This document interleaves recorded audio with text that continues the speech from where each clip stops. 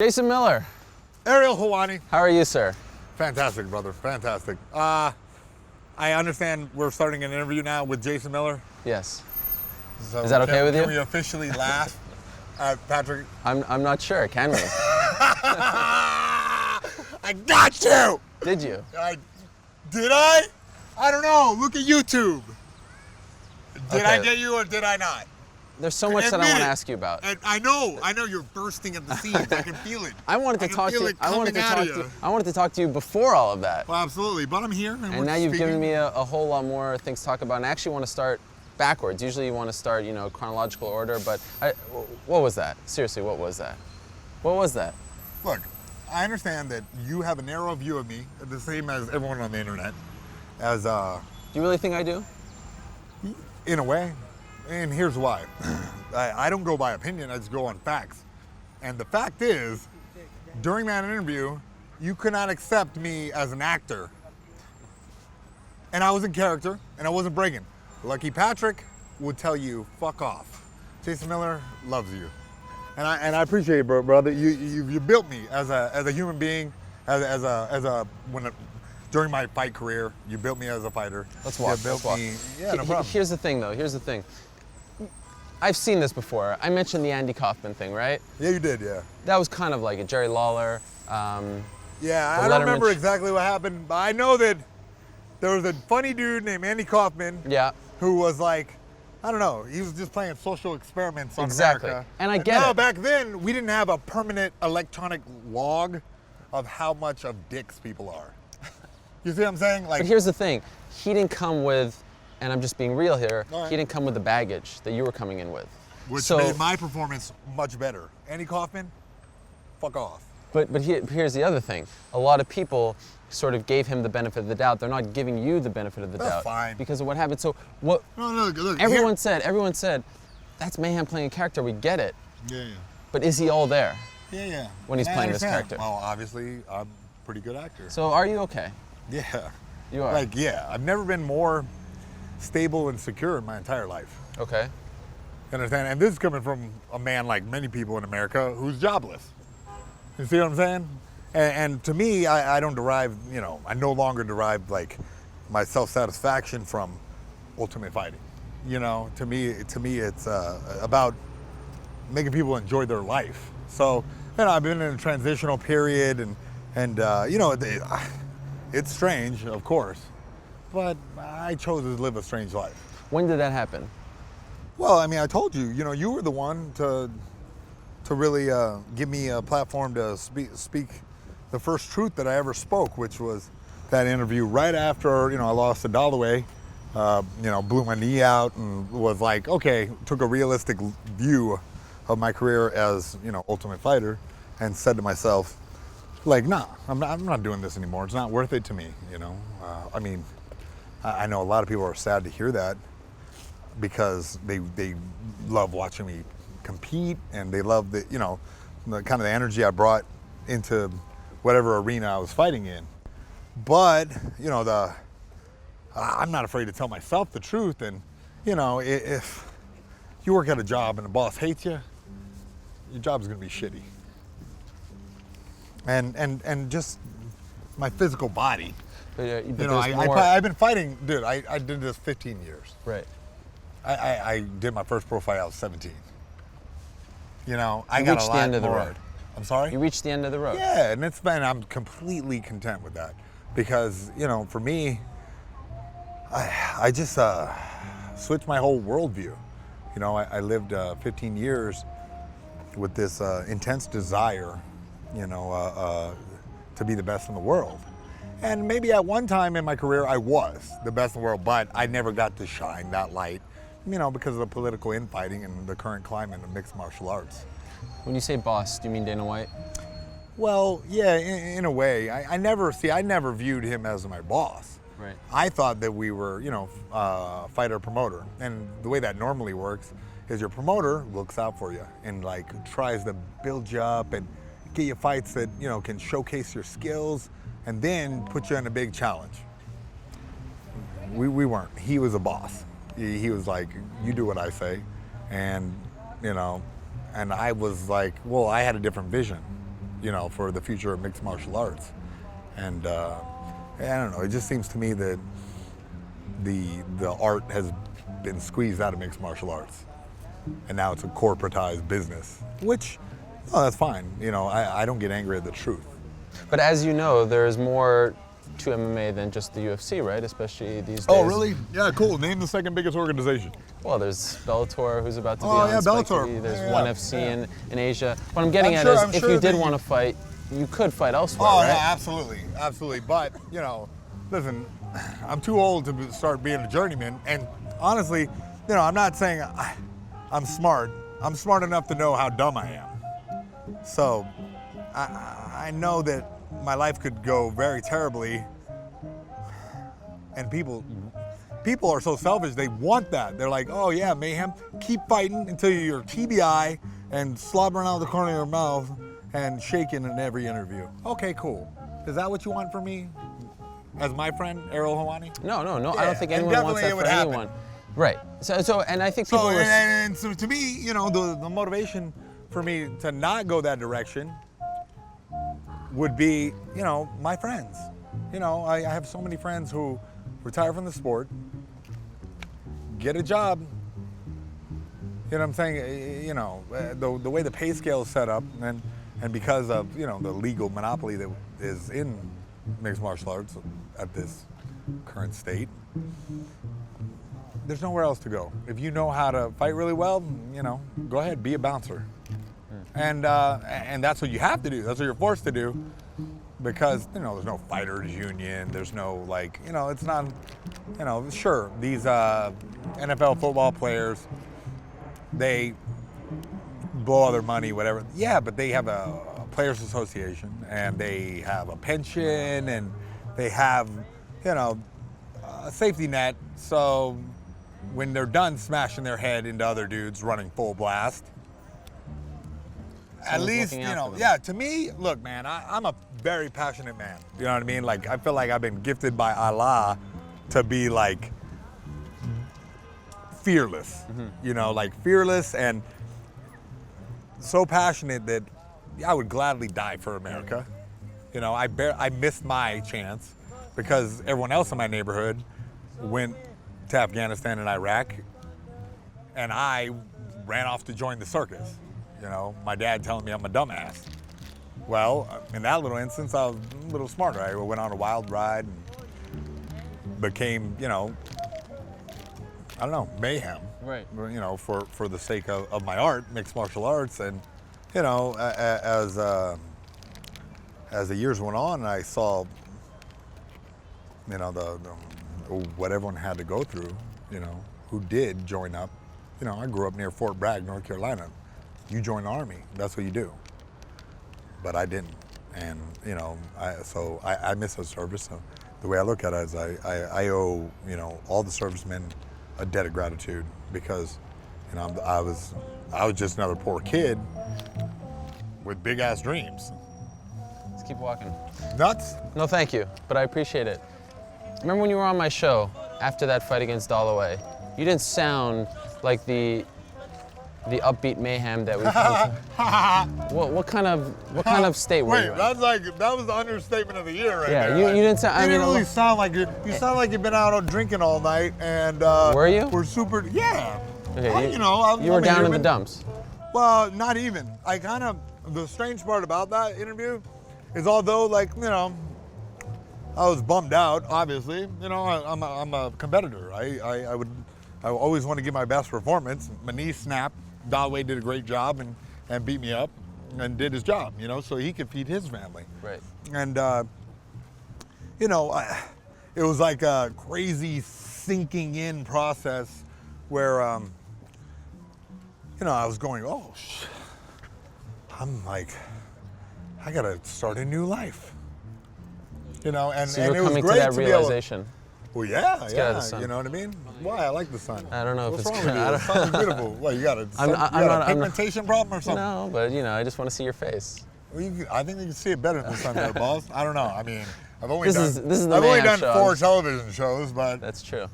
So you were coming to that realization. You were down in the dumps, but a lot of people. again, I wouldn't say down Okay. in the dumps. I felt freed. You felt with free. that phone call, I know I was just tired. Sure. Because I abused my body. I went, fought, went out. I was being very reckless with myself. And that often happens when people are going through like crazy transitional periods. And I certainly was. But in that conversation, when I said what I said, and I read a transcript one time, I was like, oh my goodness, this is my best interview. You know why? Because I knew that, all right, look, the way I looked at it then, and especially now, is I'm a gladiator that won his freedom. I won my freedom. You don't know me just because Ultimate Fighting. I built myself. And with my own 2 hands, I scraped myself off the streets and did something. Is it as great as maybe if I, at this time cured cancer? Hell no. I went on a personal glory hunt during those years where I was just trying to prove to my badass paratrooper dad that I could beat up anybody. Well, the truth is, I couldn't beat up everyone. That's what it was all about? In a way, yeah. In a way, And at a certain point, like I was like, oh, I'm an actor.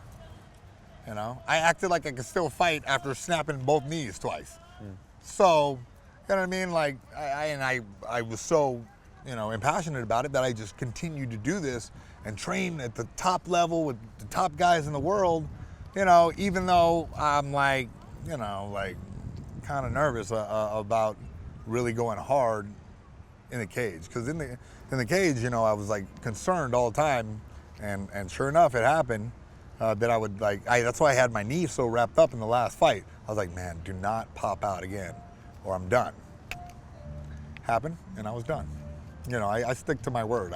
I'm a man of my word. If there's some things that you could say about me, one major one is when I say I'll do something, I do it. In that interview, you said to me that you were going to go on this journey, you were going to travel the world, you were going to see the sights. Did you? I did, yeah. Where'd you go? I did. I don't know, I felt Nepal. Really? I don't know. Where else? Where else did I go on that trip? When was that? May? That we had that conversation? End of May. Yeah. So you had June. July. Where else did I go?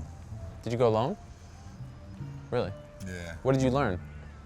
Man, so much. In such a short amount of time, you can get a crazy crash course in so many things. And if you just really open your eyes and, open your ears and, pay attention. And I started paying attention, and once that happened, I don't know, I completely changed as a person, completely changed as a person, and for the better, all for the better. I'm so appreciative that I've come to this point in my life where, I can understand and process all this crazy information that I've gotten over the years in my career of Ultimate Fighting and, television and, all these things. And man, I'm blessed. I'm blessed with that, that I'm able to process all this information. So it was a good trip? Oh yeah, the best. And then I remember the first week of August around, maybe going into the second week of August, there was a weird interaction that you had on Twitter with Dana White, which really started, in my opinion, this snowball of events for you. And you had this yeah, you're right.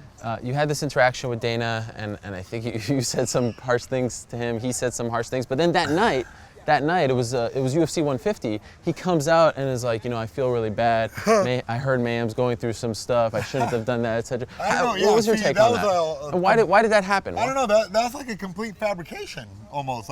On his part? Yeah, absolutely. Why did it start? Let me tell you, man. Dana White never looked me in the eye. Wouldn't talk to me. Talked to me one time on the phone. Even during the Ultimate Fighter, all that? Yeah. Glanced at me and looked back down on the floor. I understand why. Why? I don't know. There could be many reasons. I don't like to interject my own opinion. Okay.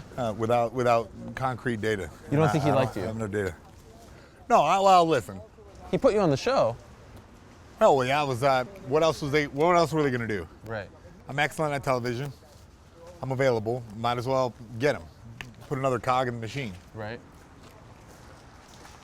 But he never looked at you when you were filming the show. No, man, no. He never really spoke with me. Like, I think maybe one time inside, we were doing some bit where, I forget what it was. We were sitting there talking about picking the last fight. I don't know. Okay. And yeah, there was like a brief conversation. But, you know, listen, not of my choice, but I'm sure he has many reasons to hate me. You know, like, I'm sure. And that's fine. I don't hate anyone. Like, that's just how I live. Like, there's no reason to waste my life hating anyone, you know, especially now. Like, I felt like I was very motivated by that. In my younger days, I was very motivated by it. Like, I would be like, man, someone reminded me, do you remember what you used to do before your fights? I'm like, nah, what? And they're like, you'd walk around the house like going, I'm gonna kill them! You know what I mean? Yeah. Can't imagine that. I hurt my voice right now doing that. So, you know, it's it's the life cycle of a fighter, I guess. You know, I fought with all this like anger.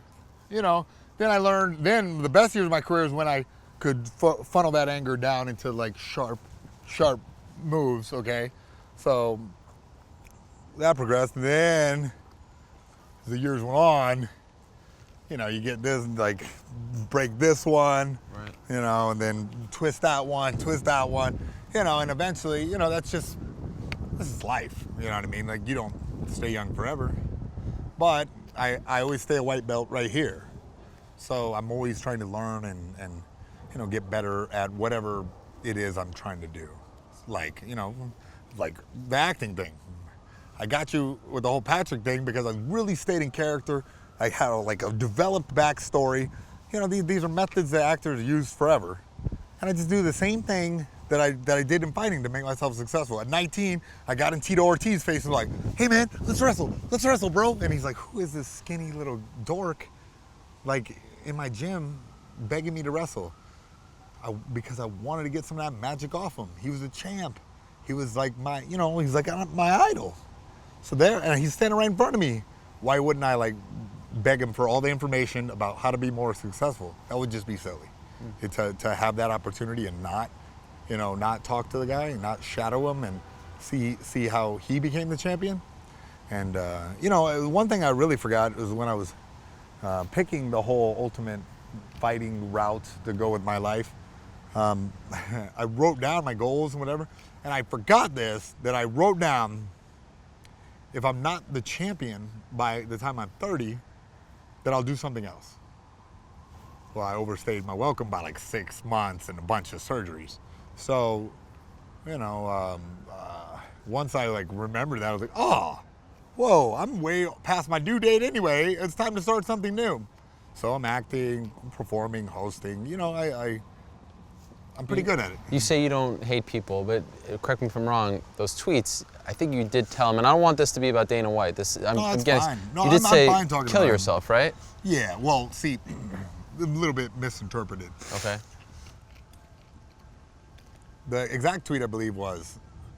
Do us all a favor, right? No, I said, we're all begging you, kill yourself. Because, you know, he rules the land with an iron fist.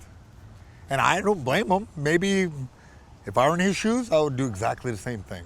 Maybe, you know. I would like to think I wouldn't, but if I had the same genes and same experience, I would be him. So, when I said that, I meant kill the man you are today. Mentally.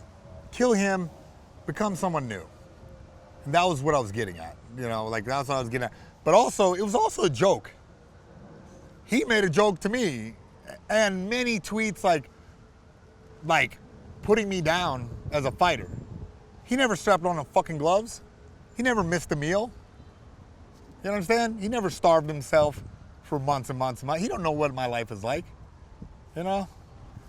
But to be fair, I have been a boxercise instructor, and it's not that bad. So that all comes out, you know, he talks to us, I remember at the press conference saying, you know, I feel bad, Mayhem's going through some stuff, I shouldn't have touched it. Did you feel like, what the heck's going on here? What is he talking about?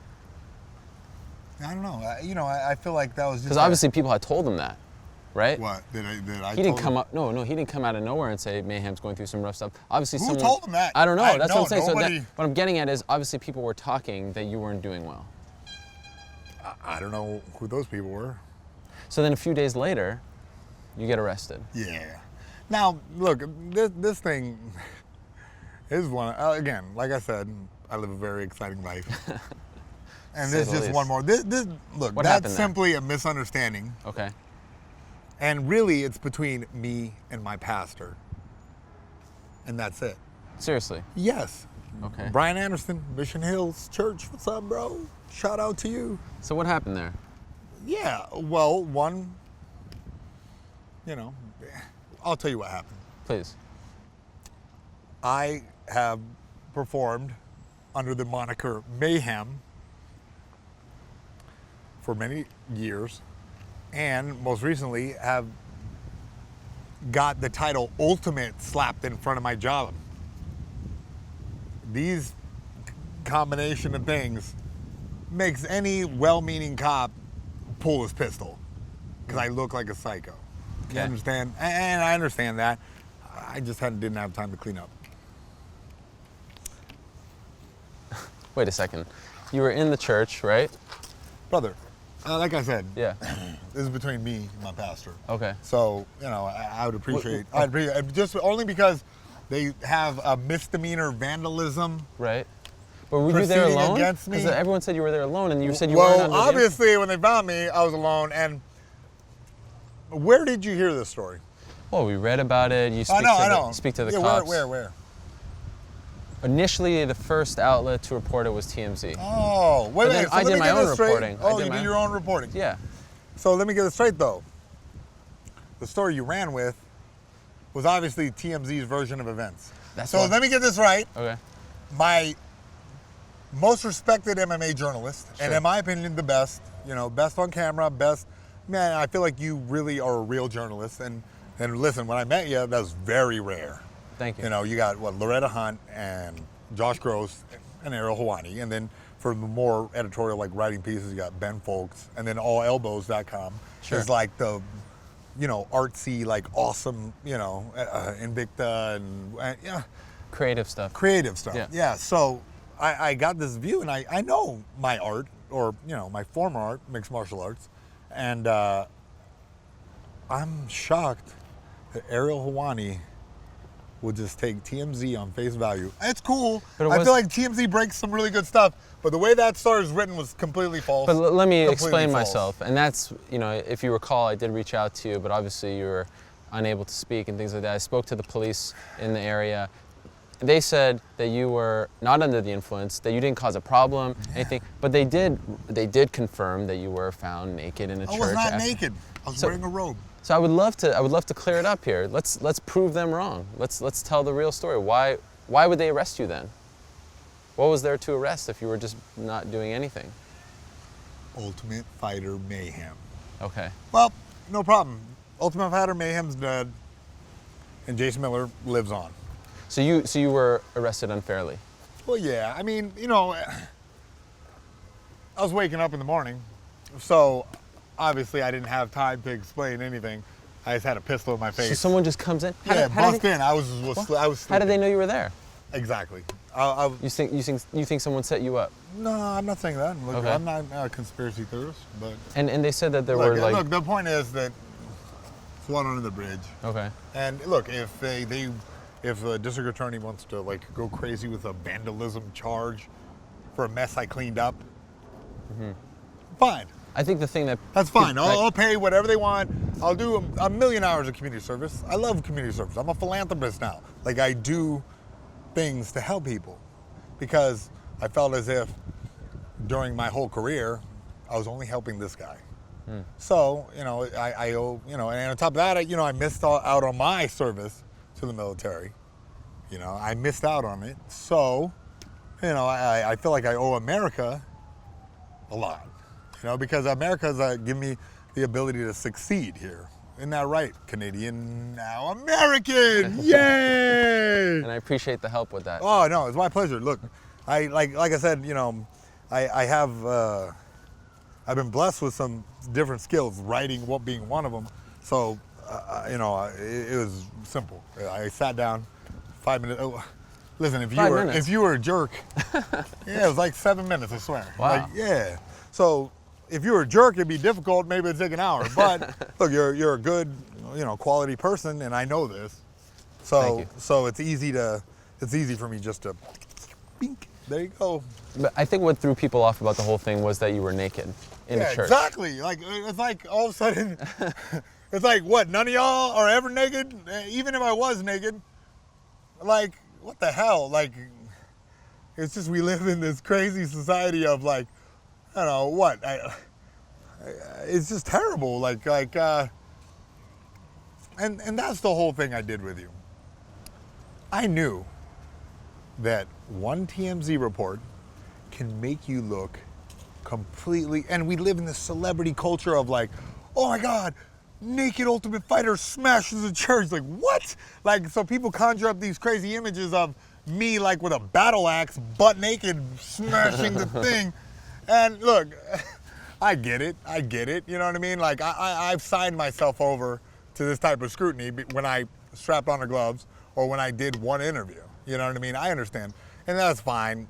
But I just thought it was hilarious that, you know, first Dana comes out saying, I need medicine. And maybe I do. But why is that any of his concern? Hey, what, he opened my medical records or something like that? Obviously not, because, you know, they gave me a giant runaround when I blew my knee out on high definition, you know, live on what, Fuel TV or something? FX. So, you know. What do you mean by the runaround? Yeah, they wouldn't pay my knee surgery. They didn't pay for it? No, I didn't know. Wasn't there insurance? I didn't even get one. You didn't get what? Oh, the surgery. No, because. Because they wouldn't pay for it? Yeah. It was funny because. This is the Dalloway fight you're talking about, right? Yeah, okay. The Dalloway fight. And then, you know, I went, got an MRI. It was a kind of a hassle. They kept rescheduling for some reason. Then I finally got the MRI. I make an appointment. I go all the way to LA, an hour and a half way in traffic. And you know, I go to the doctor, and he's like, I don't have your MRIs. I'm like, what? He's like, did they give you a disc? I'm like, no, why would they give me a disc? Like, no, right. There's this new thing out, doc. I don't know if you've heard of it. It's called the internet. You could just send things. I'll let you sign into my Dropbox account. Like, you know, and I knew what the deal was immediately, and I said it, and he like affirmative with his. He gave me an affirmative with his silence, because I was like, oh, I see how it is, huh? So when they don't need you anymore, they just toss you out, huh? And he's like, damn, this kid's kind of bright. I was like, yeah, so they just give you a runaround until you just give up on a knee surgery. Did you ask them? The UFC? What about this deal that you pay for injuries that happen in the cage? Listen, I already know from watching my fellow fighters how hard it is to get it when you're just a low guy on the roster. How difficult that is to even get a surgery, because I watched Krzysztof Szynski run around back and forth trying to get, and he gave his whole fucking body. He gave his whole body for the entertainment of the masses. His knees are fucked. You know, he's got weird this, that, and the other. We all do, because we chose this lifestyle to be like that. But guess what? Get a job, Krzysztof. You know, and luckily, dude, he's a fantastic DJ, and he's putting his effort in that. He's got young fighters that he's bringing along. And, you know, he's a rock solid dude, and he'll be fine. But I'm just wondering about these other kids who, you know, eventually they're going to be old, and they're going to be assed out. And sorry, you know, hopefully someone sets up a school that you become a plumber after you're done doing MMA. You know, listen, like I was saying earlier, I would gladly give my life if it were to feed the generations below me. You know what I'm saying? Help more people, feed more people, fix more things that's wrong in this country and in the world. no problem. I would gladly do that because, this life I feel is very temporary, and it's just not there in mixed martial arts, and that's fine. Cool. I'm out. See you later. Obviously, and I don't want to keep harping on this, but I just have a few more questions. The issue... Whatever you want. Listen, you misunderstand. Maybe you're getting flashbacks of Patrick. No. I'm not. I'm standing right here. But you know that I never... Look, now that I'm free... Sure. Like I said, Gladiator 1 is freedom because, I'm sure this little guy has watched something that I'm on. You know what I mean? Yeah. And to me, that's beautiful. And I love everybody who puts any effort into me because, man, like, you don't have to. I'm just some lunk with a beat up face, really. And no one has to show me any love, but they do. And I would hope that's because, they feel that I'm genuinely a good person. And I know I can say that with no ego and no arrogance because I'm looking out through my eyes every day, watching my actions. So why not come out and explain what happened if nothing really significant or, that was scary? All right. Okay, why not come out and tell the world back in August, hey, this is what happened.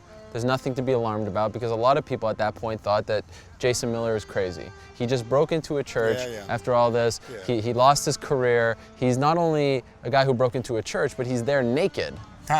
Why not come out and say... Naked. It's the best word ever.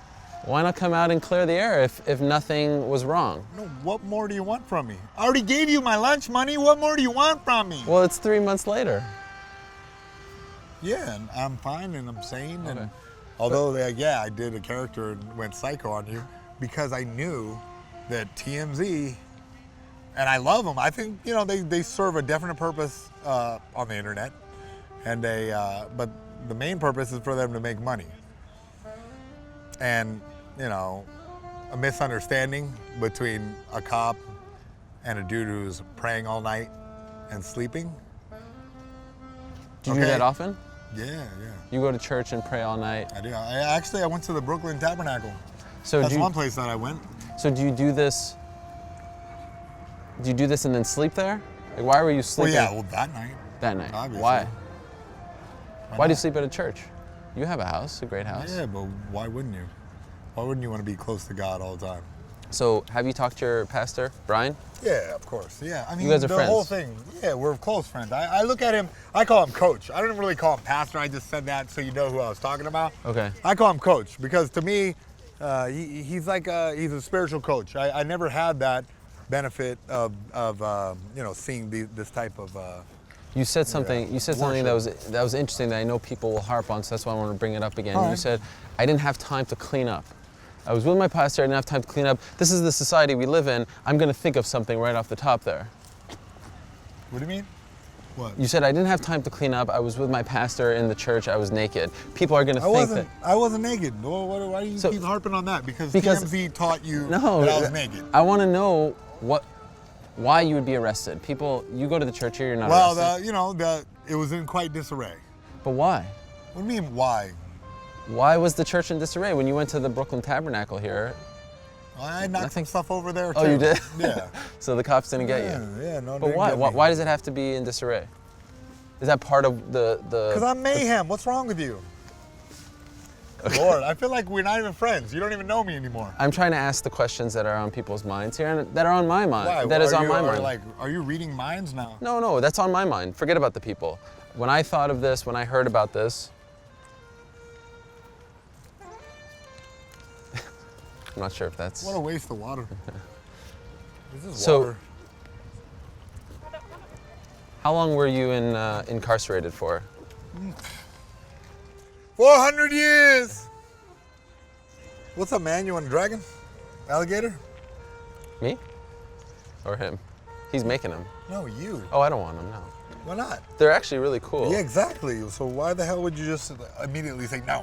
Well, because I'm here. You don't want to spend the money, huh? Oh. Stop eating into the stereotypes. Here we go. No. Hey, and I thought that was interesting. That Patrick during his whole. Sure. Let me tell you, the comment that people just seized upon was the only one that was true. Right. You are Jewish. I was not and offended. I feel like yeah, exactly. I know you weren't. No. But if you notice, Patrick is a very racist guy and made like 3 other racist comments that nobody even mentioned. It was just because they were personally assaulted that I made fun of their Jewish friend on the internet. No, I was not. We'll get to Patrick in a second. I still want to finish on this story here. This story's finished. Is like, it? Yeah, it's finished. Like, how long look, were you, how long? What was it like being? Look, what was it like being in jail and knowing that you had done nothing? Listen, I don't know if you know this about me, but I've been in jail before. I do know that. I sat there, and back then I didn't have the benefit of knowing how to meditate. Okay. You understand? Yeah. So, you know, it was. Listen, I know jail can be a harrowing experience for you. It would be. Yeah, but for me, it was like sitting in a dirty, disgusting room for a little while and then getting out. And then it was just back to normal. I wouldn't say normal. Why not? Because I had Ariel Helwani crawling up my ass to ask me about why is TMZ saying you're naked smashing a church? Come on. No, but TMZ. it's not just Top reporter for TMZ, Ariel Helwani. No, but I did do my own work. Listen, I did my own brother, homework. Let me just tell you. Okay. Let me just tell you. Okay. You're feeding into the same ridiculousness that is American pop culture. Okay. That gets Bully Beatdown canceled, but you know, a ton of money poured into Jersey Shore. You see what I'm saying? You see what I'm saying? It's fine. Like I understand how these games are played, and it's fine. I'm sure I'm saying things that could probably destroy my career, but I speak from my heart completely. And guess what? Around the comedy clubs in New York, everyone likes to listen to me. So, you know, I've had a crazy experience as a human being, you know, way more strange than most anyone else that I've ever heard of, and I'm living it. So, you know, for me to be able to spread some joy with that is one of the most beautiful things that I've ever experienced. When I can make a room full of people crack up, or when I can, you know, like independent film, do a scene and be someone else for that brief amount of time, you know, it's beautiful to me, and I'm happy with the way my life's going. So to put a bow on all that, it was a misunderstanding, and that's it. That's probably water off your back. Well, it'll be the last to hear of it. I mean, unless you bring it up again. All right. Well, I'm happy to hear. Now, that was in mid-August. Between mid-August and, you know, the first week of October when I saw you on my show, what were you doing? Wait. I'm sorry. This happened. The incident happened in mid-August. Oh yeah. So, well, a lot of creating, a lot of writing, a lot of painting. I have I'm ready to open a gallery. You know, I did a lot of expression of my time as a mixed martial artist. You know, or some of the pain that goes with doing a crazy job like that. Mm-hmm. And you know, I have some beautiful pieces that I like put my heart and soul into. And you know, to me, that brought me so much happiness. And painting is an oddly meditative thing. You're the one who stapled it in my head. when? Yeah, at the end of that interview, Sure. I was like, I'm gonna paint or something, and you're like, and then I said something like kind of crazy afterwards. And I was joking, but you're like, no, paint, man, paint. I was like, Ariel Helwani told me to paint, I'll paint. And I've had a great... To explain to people, you were texting me, right? Oh, was I? You were texting me after the interview, and you were saying things like die, kill, blood. And I was like, man, go paint. Don't say words like that. Why? Because those aren't happy words. Yeah, I disagree. Listen, death is a part of life. Kill is not a good thing. Yeah, kill, yeah. I've been killing you this whole interview. Oh, seriously, because... You know, the old you that believed this crazy fun story, it's way more fun to say Mayhem's naked and smashing a church than it is to say, they picked him up because they thought someone broke into the place because he knocked all the CDs on the floor. That's the story. Nah, that ain't selling no ads. That's not getting 20 million hits on YouTube. Nah. Naked Mayhem running through Central Park. That's a viral video. But I'm not doing that. So then we start to creep up to October and the release of Here Comes the Boom. Yeah. And there is an assumption that I want to get your take on, that the reason why, because let's be honest, I contacted you to come on the show actually, the lines of communication were finally opened, if we're being honest, by you. Yeah, right? Because I tried many times to talk to you, yeah. and you ignored me, or either just said. Well, no, I was busy. You were busy. I had painting to do. I knew that I could use this crazy experience as like fuel to create. So Right. I mean, I've written and written and written, and like I have like, man, I have just a bunch of, you know, beautiful words written out and beautiful pieces that I've done that express me and my life. So, you know, yeah. You Finally, when I was contacted ready to speak, I was like, oh, you know, I'll talk to the best in the biz and see what comes out So of you it. come from LA to New York. We had a couple conversations, text, phone call. Never once did you say that you were going to do I the know. Lucky Patrick thing. I know. Why wouldn't you even give me a heads up? There was no time. What do you mean? Well, I walked in, I tried to explain, but No, on the phone. You obviously planned this, or you didn't. You planned it that morning. You had already transformed your man, Twitter. Listen, I just do what God tells me to do. But brother. your Twitter is Lucky Patrick. I mean, this is a calculated thing, right? Yeah. Well, I So was why just wouldn't you give doing me the what heads felt up? natural. You came on my show. Because then Then you'd it- be even worse. Look, I wanted to. The whole thing was funny, because I knew when that thing first happened, I was like, no big deal. I was like, that was stupid. I had to go to jail for a night. Then I forgot that I'm a Z-level celebrity, and that the internet went banana sandwich. You know what I'm saying? So after like the third old lady like looked at me like, and like in Starbucks, I was like, maybe I should read the internet. What's going on here? Read the internet. I was like, oh, that's what they're saying? I was like, no wonder people are looking at me like a psychopath. I was like, I completely understand. I understand the perspective. Then, you know, I just couldn't stop. I had to look more at the internet. And man, let me tell you, it feels like the most heartless people on the internet are in mixed martial arts. It's crazy. Like, I was like, damn. And then, you know, nobody, it's sad. If I was like really mentally ill, like severely, it's terrible. This has already happened. Somebody was obviously mentally ill. The entire mixed martial arts community knew that he's struggling with alcohol. That's what they kept saying. He's struggling with alcohol. Well, one day he drove his ass out to the desert and didn't come back. This has already happened. Nobody was like, you know, Evan hey, Tanner? man. Yeah, Evan Tanner, man. The damn, you know, and I don't want to use him, Sure, but I understand. the guy, this is a man, he was an amazing man. Lived an amazing life. And just, you know, got cut. He could have done other things. Nobody cared. Nobody gave a fuck. You're not fighting no more. Yeah, you were the champion like 4 months ago. Fuck off. I wasn't the champion. I never got my shot. Like, I never, you know, it's fine. And I'm okay with that. But I was like, with this crazy, I knew that everyone thought I was crazy because I read the internet and I was like, oh, everyone thinks I'm crazy. Well, guess what? Here's a little science experiment for everyone. Let's see if I actually appear crazy.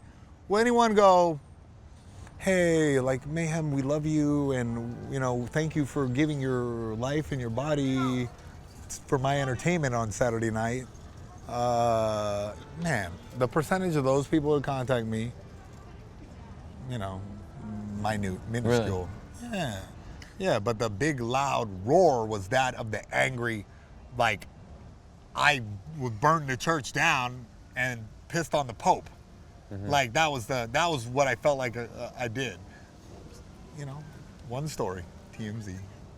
So you said I'm you know, gonna run with and this. like I said, I'm not bitter at it at all. I'm like, I understand that I chose to a life in the spotlight, and I'm fine with whatever comes my way out of it. I'm like, because I picked this, you know, and I picked Ultimate Fighting when I was like 15. Right. So you said I'm going to run with this. Well, I'm going to say, let's do a science experiment and see how people react if I do appear mentally ill. And now, Patrick is a conglomerate of many people, some mentally ill, some just racist, some drunks. You know, it's like people I've met throughout my life, and I built a whole character around them, you know, and although the movie, he's not featured at all. I said, why not do this? Why not? Because I can have a good laugh with Ariel. Everyone will be scared for a little bit in the office. I'll go back and high five everyone. It's no big deal because you were just scared. I spent most of my life scared. You know what I mean? And just so everybody could have fun. Here's one hypothesis or one theory. You weren't, they did promotion for the show. Kevin James. I remember, yeah. Mark Munoz is out there, Basrun. You're not a part of that, but you were a big part of the production of the film, right? And there were some people who thought that this was your way because they're not using you for whatever reason, perhaps because of what happened in August of trying to do your own publicity. Was that any part of it? Wow, man, you're a scientist. That was an excellent hypothesis. Oh, well, it was time for me to showcase Jason Miller, the new Jason Miller, the new Mayhem. It was time to, I'm good. I didn't break character. My accent stumbled a few times because I felt you were obviously in pain. I was like, ooh, damn, in the back of my head. But my outer exterior was Patrick, and I never broke character, and I don't know what you call that. I call that a good actor. I never broke, even though a good friend of mine, who I know is a good guy, and you were genuinely concerned. For me, that was the most important part. You, which I view as kind of the figurehead of all these internet fans, was concerned. Damn, Mayhem really went crazy. Shouldn't that tell you something? All be over. Because I'm a smart guy. You know that I know how to do my job. Shouldn't that say something? If I'm the figurehead, that most people are good and quiet? No, we knew what you were doing. I know you were playing character. I obviously know you're not. Then why were you so shook, Ariel Helwani? Because of what happened before. We never had that discussion. What happened before? I just told you. Well, I didn't know. We didn't have that conversation. I just told you right now. But I didn't know that in the show 2 weeks ago. Well, so now you can understand, right? You just made up a whole story about Mayhem because TMZ told you. I didn't make So it what, you just take all your... It's a Jewish thing, huh? That Harvey guy is above you on the Jew ladder? I do my own. I do my own reporting. All right, so what did I spoke to the police who said exactly what they said. But they did say that you were arrested without incident, you didn't cause a ruckus, you weren't No, I disagree. I fucking ripped shit up. I was like... I'm crazy! I'm in Central Park! I'm crazy!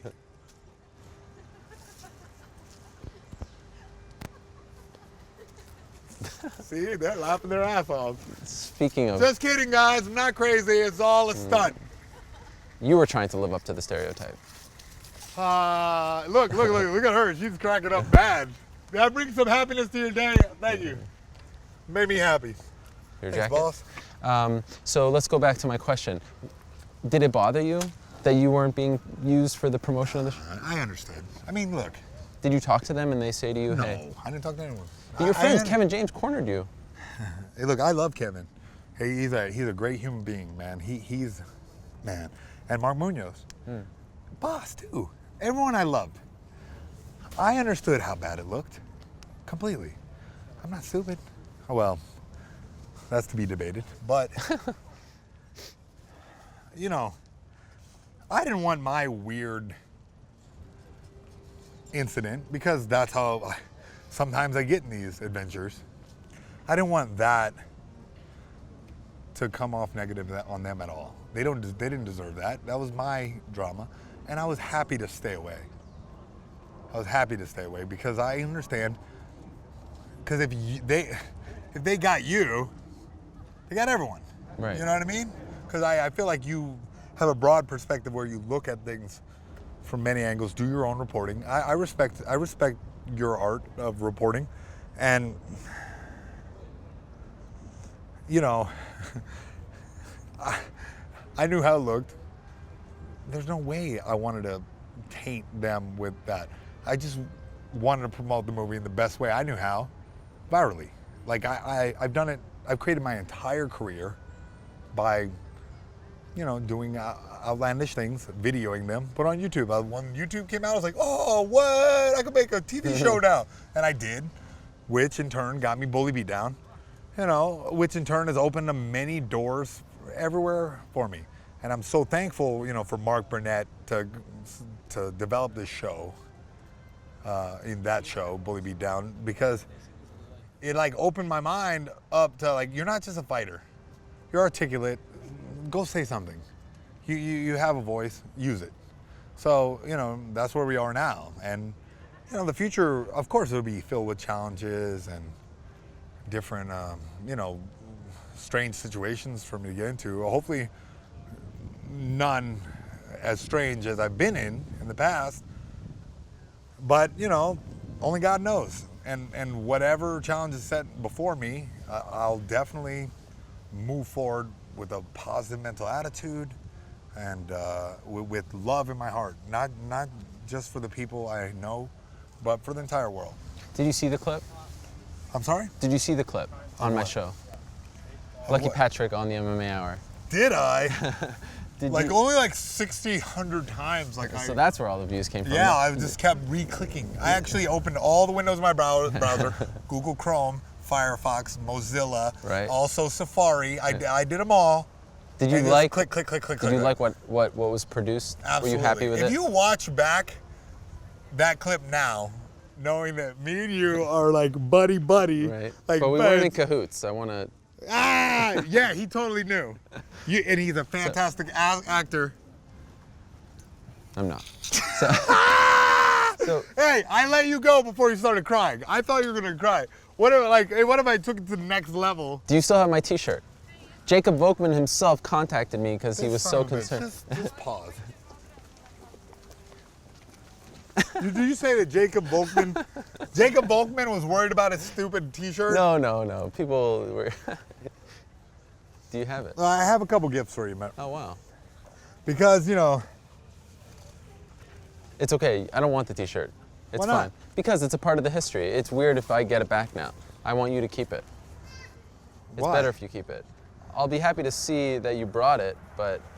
Oh. No. Is your marbles? Coming up short.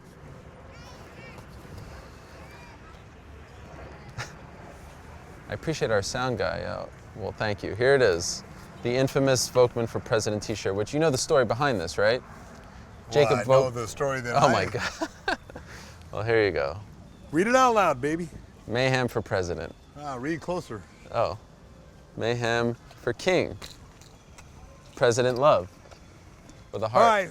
And since I think Patrick did that, so I'm sorry. And also the It's back it's officially designed.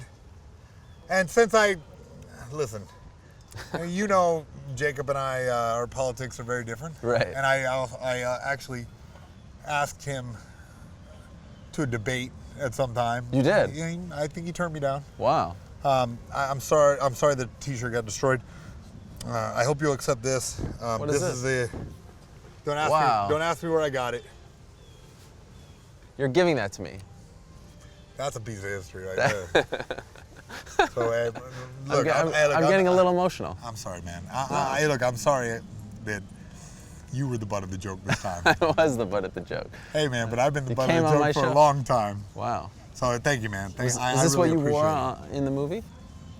Wow. You don't want to keep this? Look, man, I feel like you will appreciate it a lot more than I do. This means a lot to me. No, man. Look, man, you mean a lot to me, bro. Thank you, man. That's why I reacted You're the good, way man. I did. I know. And that's why a lot of people, genuine not just concern. me. It's not just me. It's not about me. No, I know. That's And why I a lot heard of it. people- I heard it.